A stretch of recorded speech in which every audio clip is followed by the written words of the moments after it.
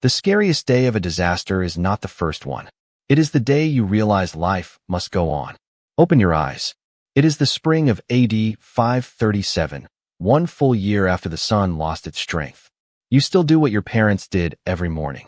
Before you speak to anyone, before you stir the fire, before you think about breakfast, you step outside and look toward the eastern sky. Somewhere behind the thick, gray haze, the sun has risen. At least, you think it has. There is light, but it is weak, pale, almost tired. Shadows barely exist anymore. The world looks as though someone has stretched a thin sheet across the sky, muting every color you have ever known. You cannot remember what a bright morning felt like. That may be the strangest part of all. A year ago, people stopped in the fields and stared upward in confusion. They whispered that the gods were angry, that the end of the world had arrived, that some great fire beyond the horizon had poisoned the heavens. Now, almost nobody stops to look anymore. Fear has quietly transformed into routine. The darkness is no longer surprising. It has become ordinary. You pull your rough wool cloak tighter around your shoulders. Even though winter has ended on the calendar, the air still carries a chill that refuses to leave. The ground beneath your feet is damp. The fields beyond your village should be alive with fresh green shoots. Yet everything seems hesitant, as if the earth itself is waiting for permission to grow again. The birds still sing, but fewer voices answer each morning. The seasons continue to move, yet they no longer feel trustworthy. You head back inside your small timber house. Smoke curls lazily from the hearth, filling the room with the familiar smell of damp wood and ash. Your family is already awake. Nobody speaks very much. Everyone has the same question, but no one asks it anymore, because no one has an answer. Will this year be better than the last? Instead, conversation has become practical. How much grain remains? Can another loaf be baked this week? Is the goat still healthy? Small questions now decide whether hope survives another day. Across Europe, thousands of families begin their mornings in almost exactly the same way. From the old Roman lands to distant villages hidden among forests, people rise beneath the same dim sky. Kings still issue commands. Priests still lead prayers. Farmers still shoulder their tools. Children still chase each other between cottages whenever they can find the energy to play. Life has not stopped. That is what makes this year so unsettling. Civilization has not collapsed in a single dramatic moment. It is changing quietly, one sunrise at a time. One smaller harvest. One colder summer. One empty storage basket. One difficult decision after another. And perhaps the greatest tragedy is that you do not know whether this strange new world is temporary or permanent.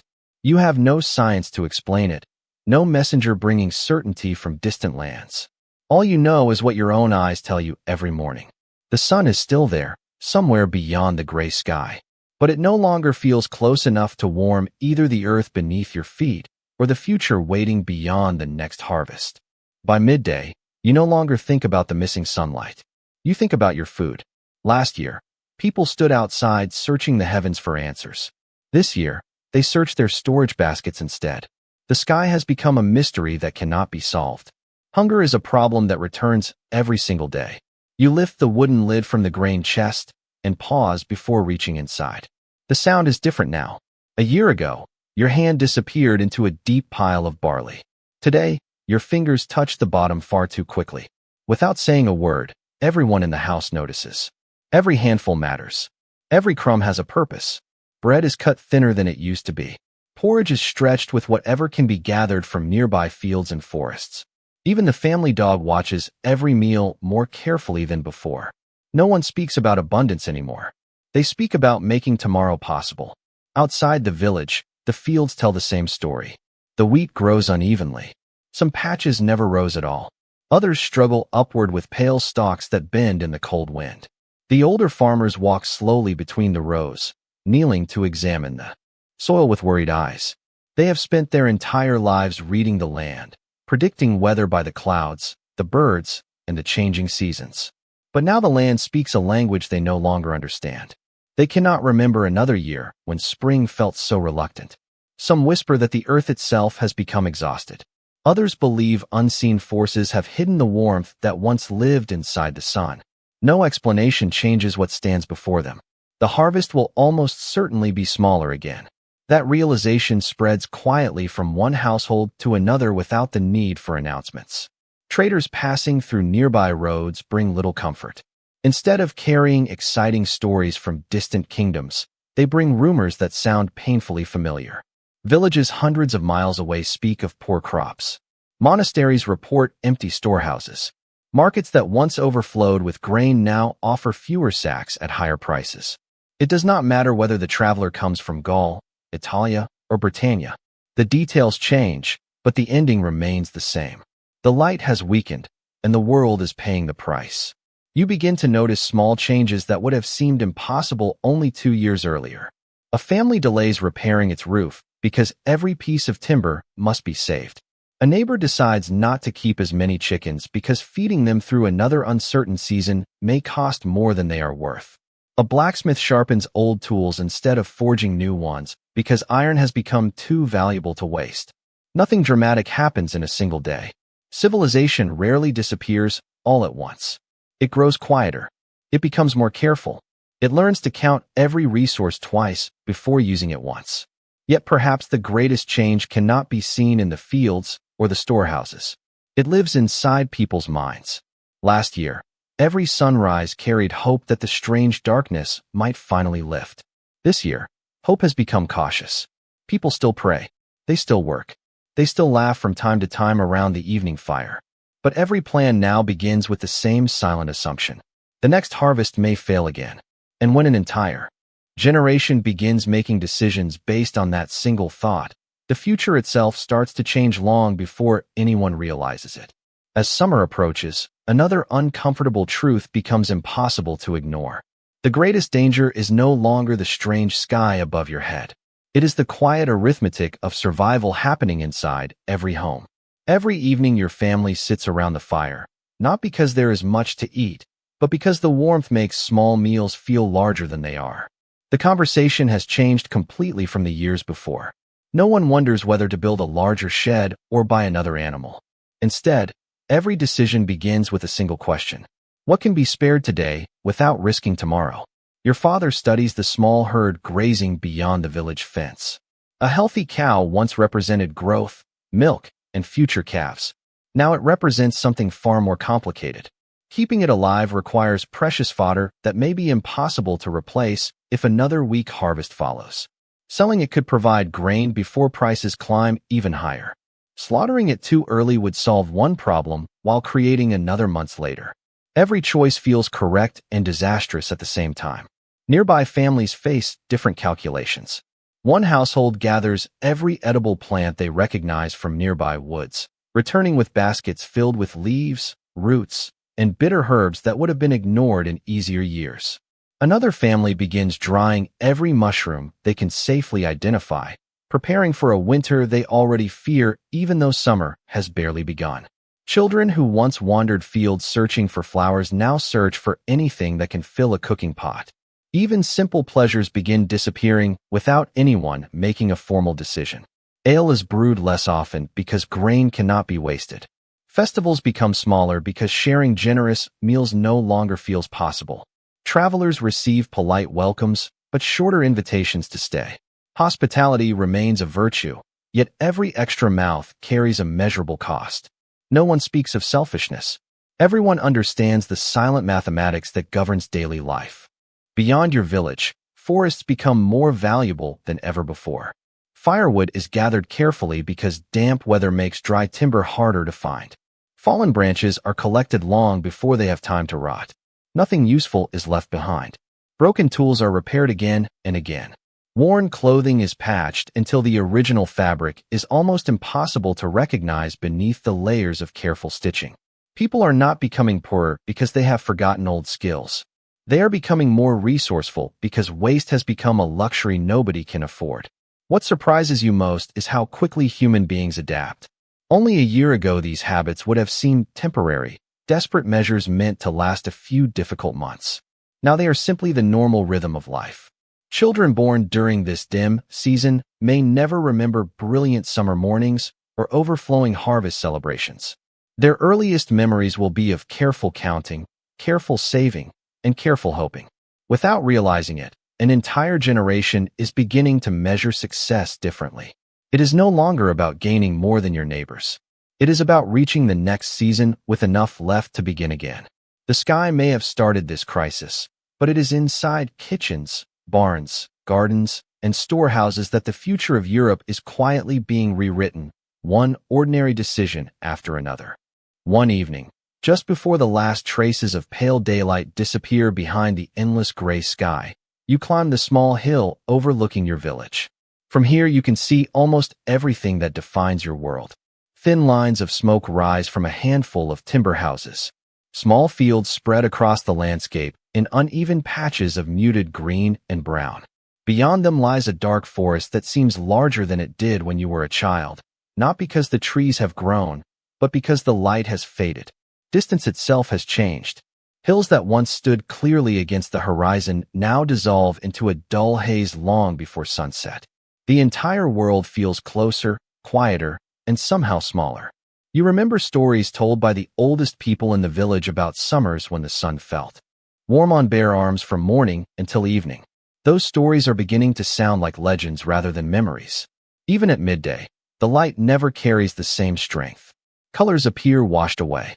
Blue skies have become so rare that children sometimes ask whether they truly existed at all. No one laughs when they ask. The adults simply look away. As the evening air cools, you return home carrying another bundle of firewood.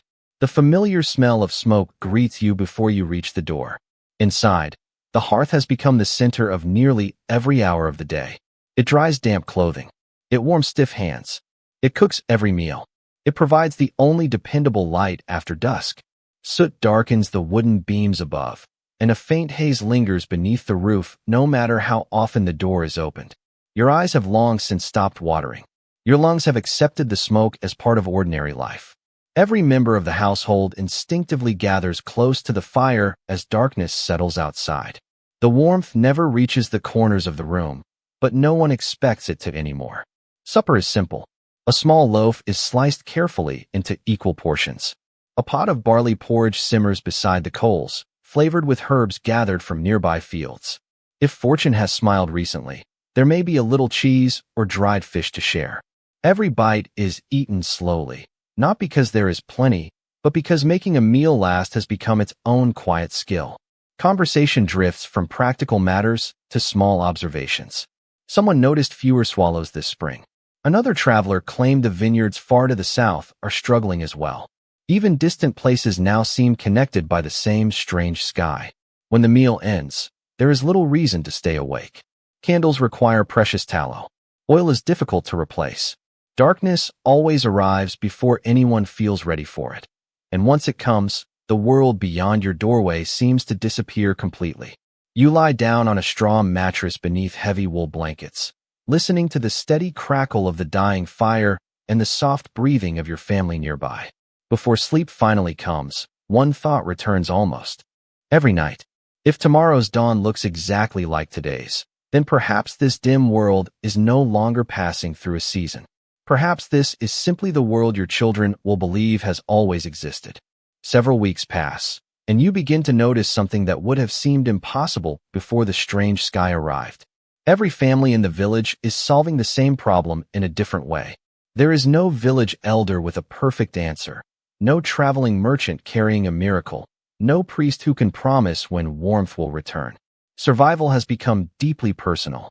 Your own household rises before dawn every morning, hoping to finish the hardest work while there is still enough natural light to see clearly.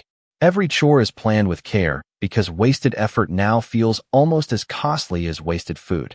Your mother keeps a small cloth bag hidden near the sleeping bench. Inside are seeds saved from the last harvest. Months ago, they would have been planted without hesitation. Now they are handled almost like family treasures. If they are planted too early and the cold lingers, they may fail. If they are planted too late, the growing season may end before the grain ripens. Every decision carries uncertainty, and uncertainty has become the most exhausting part of daily life. Across the lane, your neighbor has chosen a different path.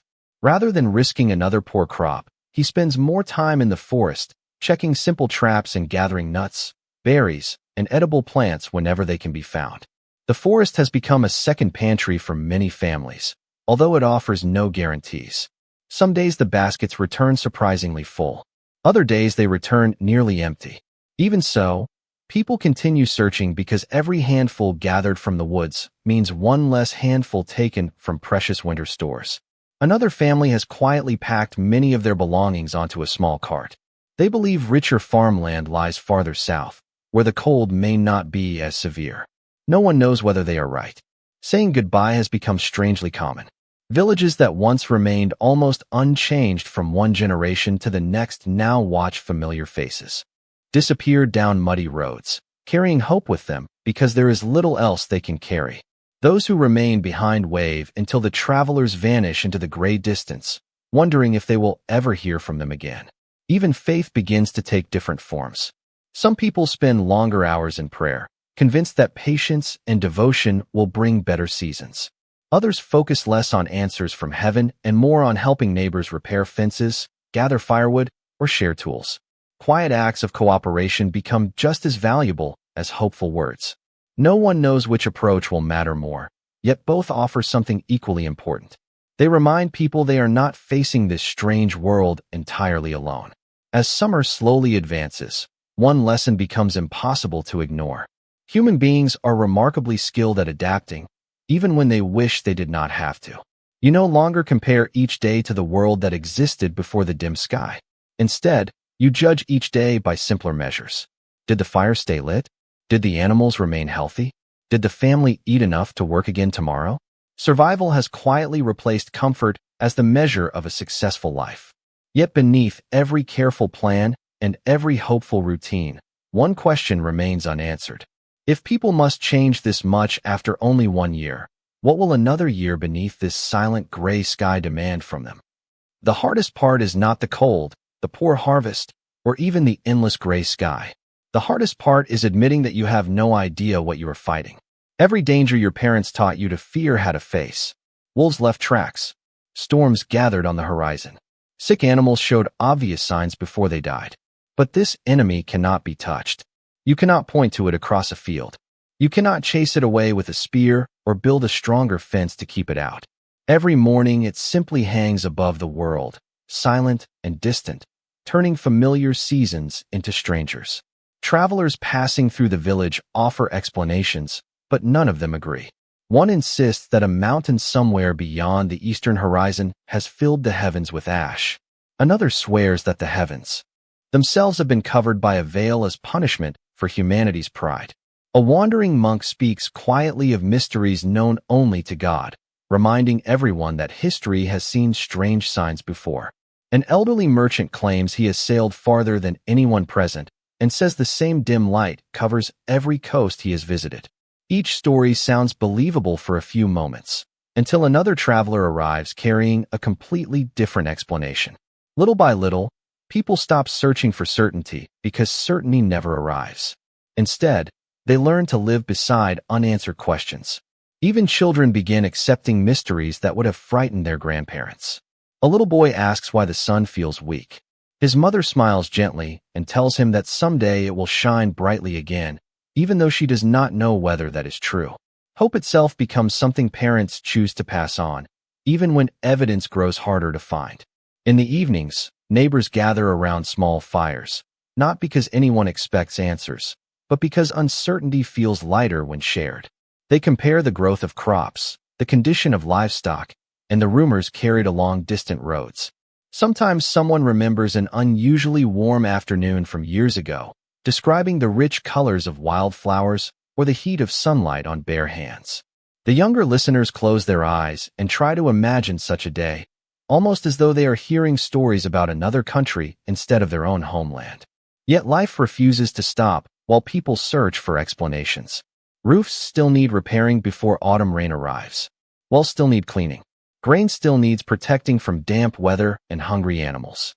Weddings are still celebrated with modest meals. Children are still born into this muted world, opening their eyes beneath a sky they will assume is perfectly ordinary. Humanity possesses an extraordinary ability to continue building tomorrow, even while failing to understand today.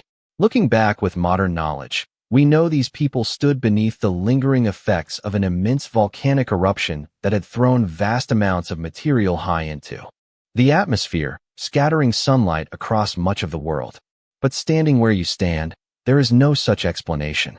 There are only gray mornings, cautious harvests, and faithful routines repeated day after day. The greatest burden is not simply surviving another season. It is carrying on with courage while knowing that the true nature of the enemy remains completely beyond your understanding. By the time autumn arrives, the changes are no longer confined to cottages and fields. They have begun reaching into the foundations of society itself. Your village still feels familiar, yet something invisible has shifted beneath everyday life. Fewer merchants travel the old roads because there is less to trade. A journey that once promised profit now carries uncertainty. Some wagons arrive half empty. Others never appear at all. Salt, iron, fine cloth, and oil become harder to find, not because people have forgotten how to produce them, but because every region is struggling with its own shrinking harvests and cautious decisions. The network that quietly connected distant communities across Europe begins to tighten, one missing shipment at a time. Even those who rule from far away cannot escape the same dim sky. Somewhere beyond your village, officials still collect taxes, local leaders still settle disputes, and churches still ring their bells. Yet every authority depends upon healthy farms, reliable harvests, and people with enough confidence to plan beyond the next season. As confidence fades, so does the strength of institutions that once seemed permanent. Fewer surplus crops mean fewer supplies reaching towns. Fewer supplies mean fewer craftsmen able to spend their days creating tools instead of searching for food. Every profession begins leaning more heavily upon the labor of ordinary farmers, and ordinary farmers have very little left to spare. The changes happen so gradually that almost no one notices them while they unfold. A bridge repair is postponed until next year. A marketplace attracts fewer visitors than usual. A craftsman delays replacing worn equipment because the old tools still function well enough. None of these choices seem dramatic on their own, yet together they begin slowing the rhythm of an entire civilization. You witness the same pattern inside your own village. The blacksmith spends more time repairing broken plow blades than making new ones. The carpenter carefully salvages usable timber from old structures before cutting fresh trees. Every object seems to live a second life, then a third. Ingenuity flourishes precisely because resources no longer can. Curiously, these hardships also reveal something remarkable about the people around you. Neighbors share information more freely than before. Someone discovers a patch of hardy grain that survives the colder weather, and the news spreads quickly. Another family experiments with storing vegetables in deeper pits where the cool earth preserves them longer. Children learn practical skills earlier because every capable pair of hands matters. Knowledge itself becomes one of the most valuable resources a community can possess. Looking across Europe, the same quiet transformation is taking place in countless villages that will never know each other's names. No grand announcement declares that the old world is becoming more fragile. There is only a steady accumulation of careful compromises, thoughtful adjustments, and reluctant sacrifices. History often remembers kings, battles, and monuments, but the true strength of any civilization is measured in ordinary mornings like yours, when families decide whether they still believe next year can be better than this one. As long as that belief survives, fields will still be planted, homes will still be repaired, and children will still be taught. Yet beneath every hopeful routine lies a growing truth. The gray sky has done more than darken the sun. It has quietly begun testing how much uncertainty an entire civilization can carry before something much larger starts to give way. Winter returns, and with it comes a quiet realization that almost no one dares to say aloud. Perhaps this difficult year was never the end of the story. Perhaps it was only the beginning. You stand outside your home once again, watching another pale sunrise struggle through the gray sky. The cold feels familiar now. The careful meals, the patched clothing, the repaired tools, and the cautious conversations have become the rhythm of ordinary life. Yet something inside you has changed. Last year you expected the world to recover. This year you simply hope it will not become worse. You cannot know what lies ahead, but history can. We know that the years following this strange darkness would continue testing the resilience of Europe in ways that the people living through them could never imagine. Weather patterns remained unsettled in many regions. Harvests continued to face uncertainty. Communities already weakened by repeated poor growing seasons found themselves with fewer reserves, fewer animals, and fewer opportunities to recover quickly when another setback arrived. A society that had once relied upon predictable seasons was slowly learning what it meant to live without certainty. Then, only a few years later, another great challenge would emerge across parts of the Mediterranean world and beyond. Communities already strained by years of environmental hardship would face a widespread epidemic known today as the Justinianic Plague. For the people standing beneath the gray sky in your village, that future remained completely invisible. They did not wake each morning believing they were living through the opening chapter of a difficult period that historians would study nearly 15 centuries later. They believed they were simply trying to survive another ordinary day. That is one of history's greatest ironies. The people experiencing history rarely know they are making it. As you carry another bundle of firewood home, repair another section of roof before snowfall, or save another handful of grain for spring planting, you think only about your family and the coming season. You cannot see the larger pattern slowly unfolding across kingdoms and continents. Yet every careful choice made by families like yours contributes to that larger story. Every seed preserved, every tool repaired, every neighbor helped, and every child taught practical skills becomes part of humanity's quiet resistance against uncertainty. Looking back from the modern world, it is tempting to measure these years only by disasters, climate anomalies, and historical records. But that perspective misses something equally important. Most people did not spend every day thinking about catastrophe. They spent it gathering water, tending animals, mending clothing, comforting children, preparing meals, and making plans for a future they still believed was worth building. Hope did not disappear because conditions became difficult. It simply became quieter, more practical, and more deeply woven into ordinary routines. That may be the most remarkable lesson of all. Civilizations are not sustained only by rulers or armies. They endure because countless ordinary people continue planting fields they may never see fully flourish, continue teaching children despite uncertain tomorrows, and continue believing that the next sunrise, however dim, is still worth greeting. Long before history remembered these years as extraordinary, the people living through them remembered them simply as life. One morning, much like every other morning over the past year, you step outside before anyone else is awake. The air is cold enough to make every breath visible. Dew clings to the grass beneath your worn boots. The village is silent except for the distant sound of a rooster greeting another uncertain dawn. Almost without thinking, your eyes lift toward the eastern horizon. The sun is there, but only as a faint glow behind a curtain of gray that never seems to leave. You wait for a few moments, as though some forgotten part of you still expects the old brightness to return. It never does. Instead, you turn back toward your home because there is work waiting. The animals must be fed. The fire must be rebuilt. The tools must be gathered. The fields must still be tended, even beneath a sky that offers little encouragement. That simple decision to begin another ordinary day is the true story of this year. Looking back from the present, it is easy to describe these years with scientific explanations, climate records, volcanic eruptions, and archaeological evidence. Those discoveries help us understand what happened, but they cannot fully explain what it felt like to live through it. History is rarely experienced as a collection of famous events. It is experienced one morning at a time by ordinary people who have no idea how historians will someday describe their lives. You never think of yourself as surviving one of Europe's most unusual climatic episodes.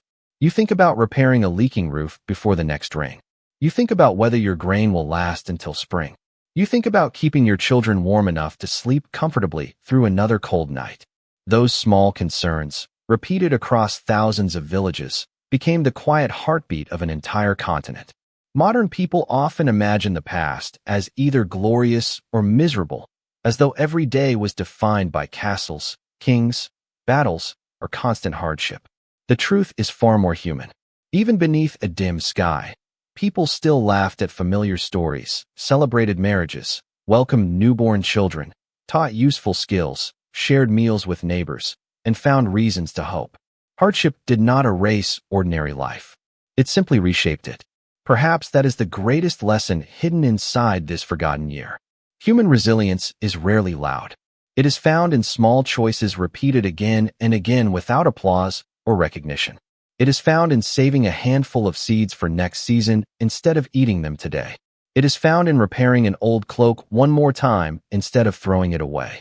It is found in believing that tomorrow deserves preparation, even when tomorrow cannot be predicted.